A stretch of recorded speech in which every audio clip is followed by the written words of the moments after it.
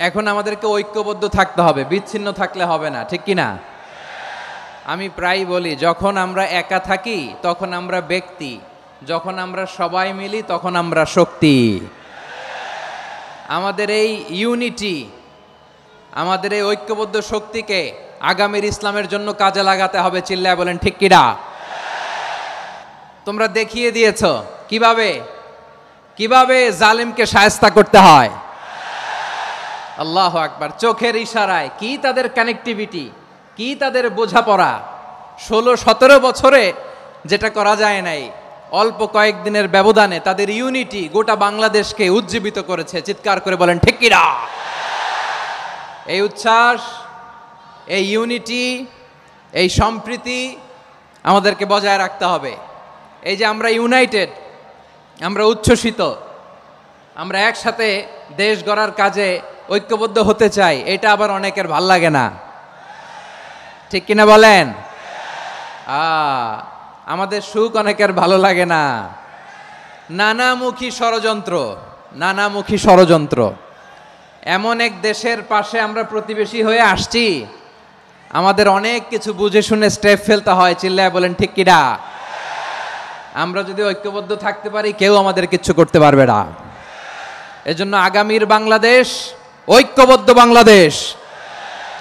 আমরা এমন রাজনৈতিক বন্দোবস্ত চাই যেখানে কেউ কাউকে জুলুম করার সাহস দেখাবে না, নতুন করে আর কেউ জালিম হবে না, নতুন করে ফ্যাসিস্ট হওয়ার সাহসটুকু, দুঃসাহসটুকু কেউ দেখাতে পারবে না। এরকম বাংলাদেশ আমরা চাই কি চাই না? আওয়াজ করে আপনার মতামত জানান দেন। এরকম নতুন ভোরের বাংলাদেশ আমরা চাই কি চাই না?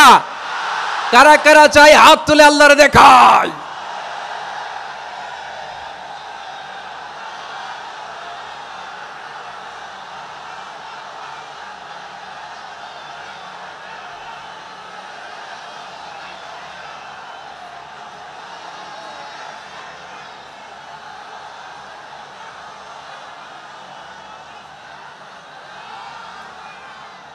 মাশাআল্লাহ, মাশাআল্লাহ। বসুন বসুন আমার চাঁপাই নবাবগঞ্জের ভাইয়েরা।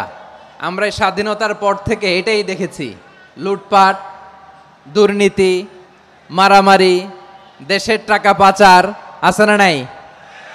এগুলোর পুনরাবৃত্তি আমরা চাই। নতুন ভোরের বাংলাদেশে এগুলোর পুনরাবৃত্তি না হোক। জোরে বলেন ঠিক কিনা?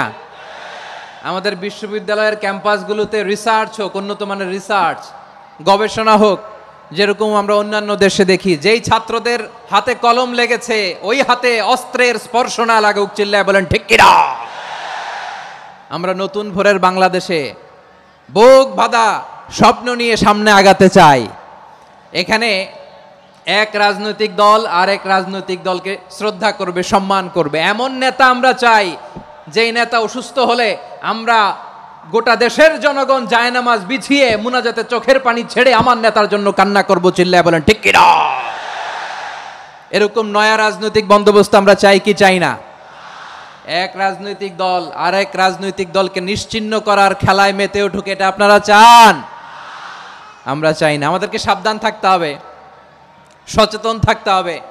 দেখবেন এই যে আমরা ঐক্যবদ্ধ, আমরা সম্প্রীতির বাংলাদেশ গড়তে চাই, আমরা সমৃদ্ধির বাংলাদেশ গড়তে চাই।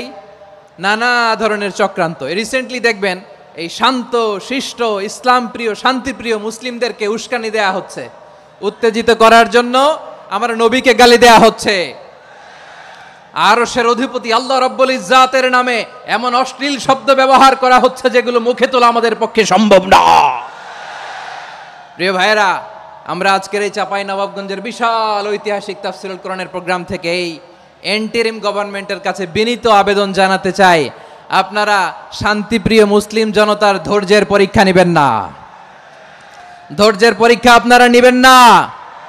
সহ্যের সীমা ছাড়িয়ে গেলে জনতা নিজেই আইন প্রয়োগ করার, বিচার করার দায়িত্ব হাতে তুলে নিবে। এটা আমরা চাই না। এটা আমরা চাই না, আমরা চাই না। যারা আল্লাহ রাসূল সাল্লাল্লাহু আলাইহি ওয়াসাল্লামের সম্মানকে খাটো করে, আল্লাহ এবং আল্লাহর রাসূলকে নিয়ে কটূক্তি করে, অবমাননা করে, শব্দ ব্যবহার করে, অশ্লীল শব্দ ব্যবহার করে, তাদের ব্যাপারে আমরা সর্বোচ্চ শাস্তি কামনা করি। সর্বোচ্চ শাস্তি তাদের জন্য বাস্তবায়ন করতে হবে। বাংলাদেশে ব্লাসফেমি আইন করে চিল্লায় বলেন ঠিক কি না? তা না হলে জনগণ যদি বিচার হাতে তুলে নেয়, এই বিশাল জনস্রোতকে থামানো সম্ভব না। আমরা শান্তি চাই কি চাই না? আওয়াজ করে বলেন। আল্লাহর নবীর বিরুদ্ধে, আল্লাহর রাসূল সাল্লাল্লাহু আলাইহি ওয়াসাল্লামের সম্মানকে খাটো করে কবিতার নামে, গদ্যের নামে অশ্লীল শব্দ চয়নকে আমরা মেনে নিব? অশ্লীলতাকে আমরা মেনে নিব? কারণ আল্লাহর নবী আমার ঈমান, আমার নবী আমার ঈমান। নবীকে ভালোবাসা ঈমানের অংশ শুধু এতটুকু নয়, আমার নবীর ভালোবাসাটাই হচ্ছে ঈমান। চিল্লায় বলো ঠিক কি না? আমার নবীর জন্য আমরা বুকের তাজা রক্ত বিলিয়ে দিতে রাজি আছি না নাই? রাজি আছো মুসলমান? কারা কারা রাজি?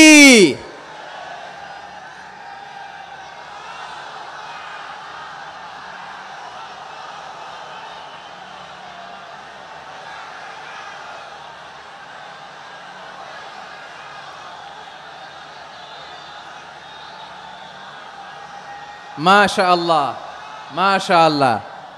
বসুন, থামুন। ফিদাকা আবি ওয়া উম্মি ওয়া নাফসি ওয়া রূহি ইয়া রাসূলুল্লাহ।